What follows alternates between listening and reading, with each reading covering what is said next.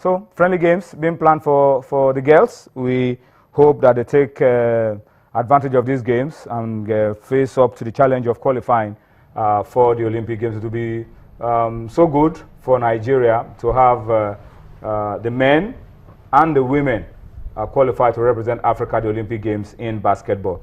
Well, let's come now and face other issues very quickly. But before we do all of that, guys, let me just quickly take you to the English Premier League and tell you that the game between Stoke City and Tottenham is already 10 minutes into the second half.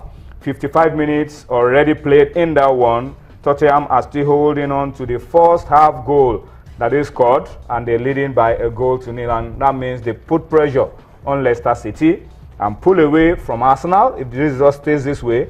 And Tottenham could be finishing in second place for the first time in a long, long while, and for the first time in their history, finish ahead of Arsenal, who are fourth place at the moment.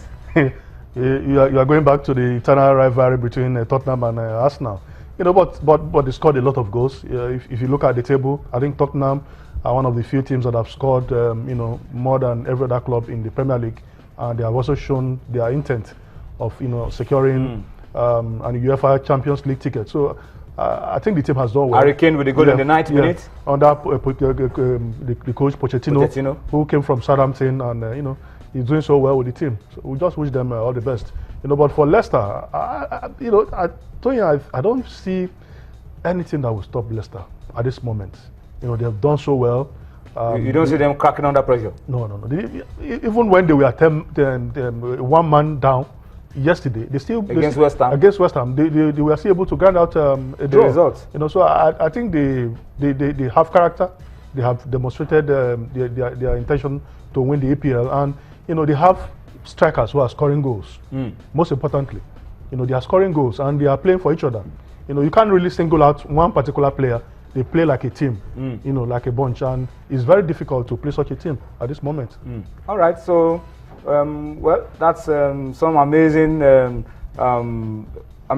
permutations coming through at the beginning of the season. If anybody told you that with 4 games to the end of the season, Leicester will be 5 points clear at the top, I'm sure, no bookmaker would have thought about that. But that's what football is about. Sometimes you win, sometimes you don't. Later on the show, we'll be talking about Barcelona, who look like they are cracking under pressure at the wrong time of the season. We'll talk about that towards the end of the show as well. But let's come on very quickly and take a look at our own issues. The Super Eagles of Nigeria, we're told by the Nigerian Football Federation, maybe tomorrow, the NFF will be unveiling to us the official games, the friendly games that the Eagles will be playing in June. But I'm happy that the Nigerian Football Federation, the technical subcommittee, have lived up to their words of keeping the Eagles busy and of jump-starting preparations for the World Cup immediately.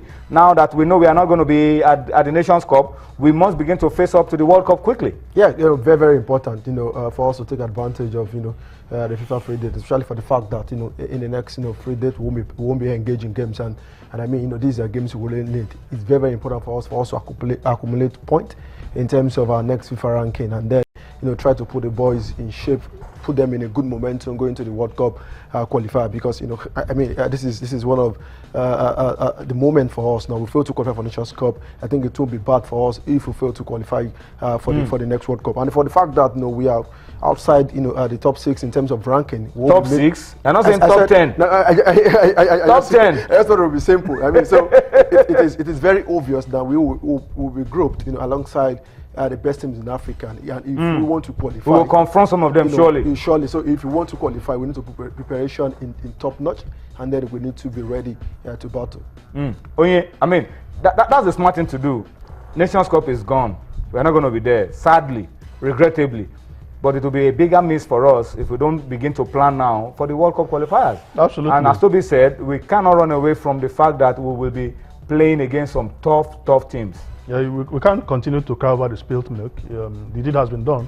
We have to move on, and the Nigerian Football Federation is doing the right thing, organizing friendly games for the Super Eagles, and depending on the caliber of teams, you know, because when you play some top-rated countries, the points are higher.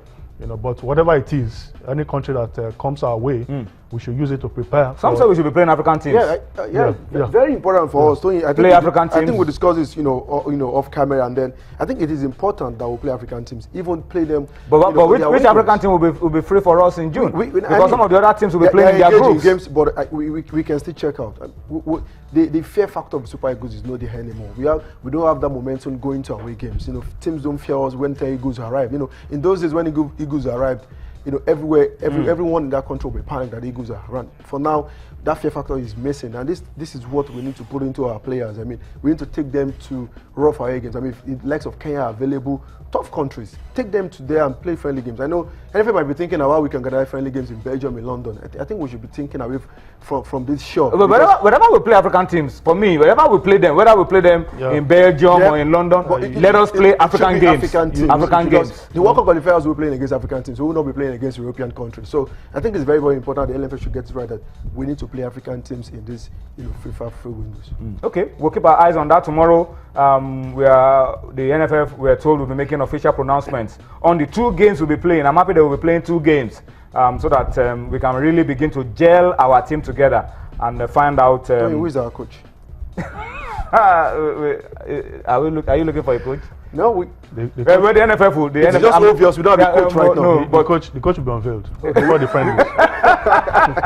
Toby, you threw me off balance with that question. Well, the NFF will decide on what we have to do because Samson Siasia is busy with the Olympic Eagles, so we don't know if he's still going to continue in his caretaker position or whether there will be a coach in place. Aminike is also busy right now. Aminike is busy with the under 20, and we don't know what the arrangement will be.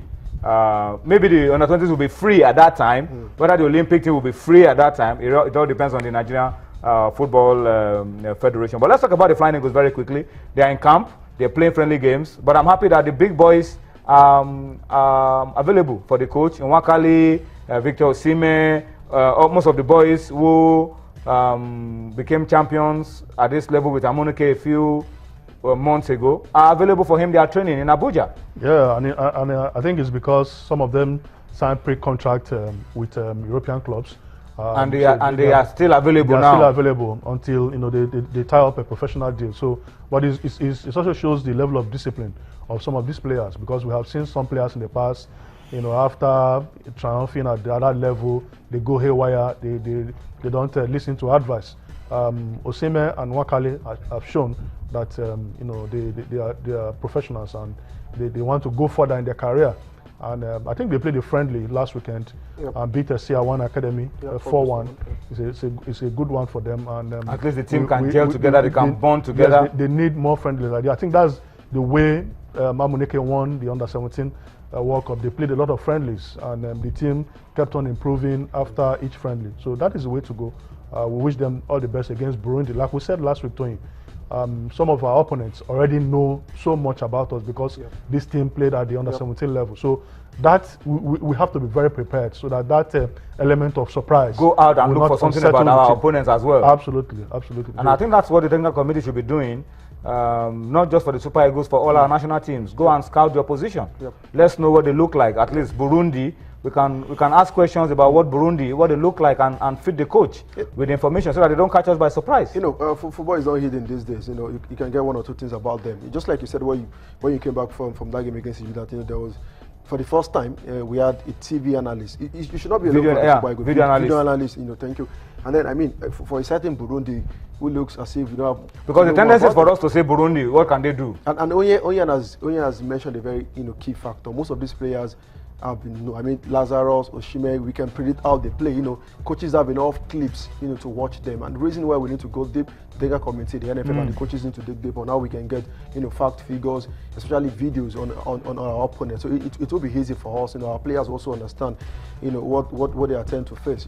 It's such ground are not easy. When you travel away to Burundi, you don't get the best of reception. The pitch might be bad. A lot of difficulties, and it is very, very important. Yeah, scouting the opponent is not just about the team. Yeah, it's about where you probably play, the kind of pitch you play on, whether it's bumpy, whether it's good, whether it allows for free flowing football. You don't expect to play on a classic, pitches and the rest. Just make do. This is Africa. Whatever they present to you, adjust to it and play and get your result. And also, I think I like the progression. For Emmanuel Amunike, most of these guys, majority of them has worked under him for the past 2-3 years. But the problem to be is that some of our teams will win on a 17 World Cup. But at under 20 level, it's a different ball game. It is only so the coaches also have to understand that this is going to be a lot tougher, a lot more difficult than under 17. Yeah, I understand, but Tony, it is not every time we should win. For me, I believe it's but more. But we've never won under 20 before. Yeah, if you are saying we should not be winning, it is very. We can say that for under 17, but not under 20. We've never won under 20. We haven't won, and then we've played second several times, about 2 times or 3 times. Let's look about the progression of this players. If these guys can do well at the Africa under 20 Championship, then we gain a ticket to play in the World Cup, go as far as the semi-final.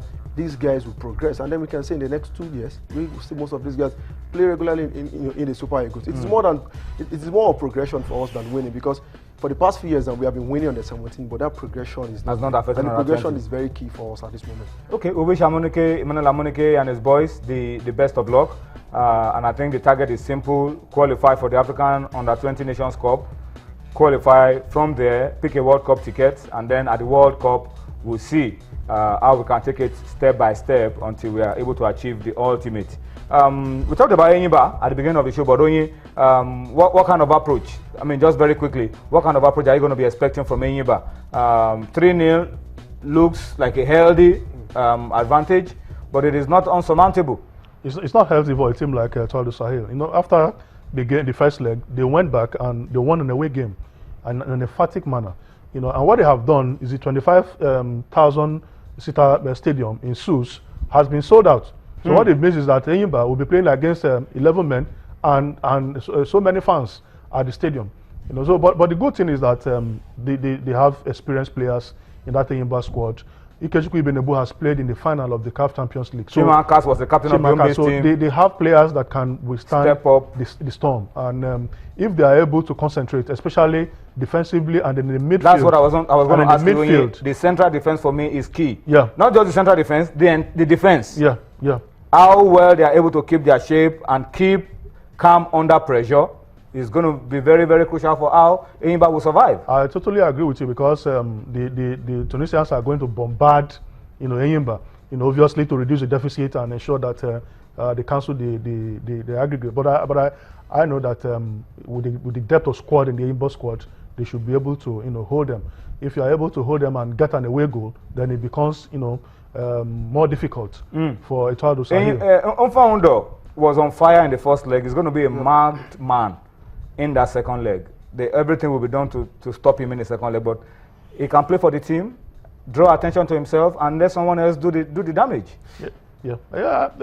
I've spoken with Paul Aibogun a couple of times, and he's a coach that believes in the midfield.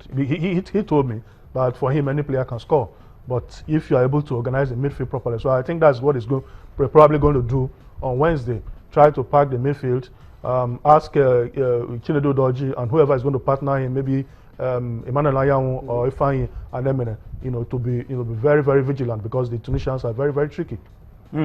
All right, tomorrow we'll talk more about it, but the game is on Wednesday. About this time on Wednesday, the game should have been over, and hopefully we should be celebrating the fact that Enyimba have been able to make it to the group phase of the CAF Champions League. Remember, they are the only Nigerian club remaining on the continent, and if they do well, it's going to impact positively on Nigeria's rankings. Well, let's take you very quickly to that game, just give you some quick updates around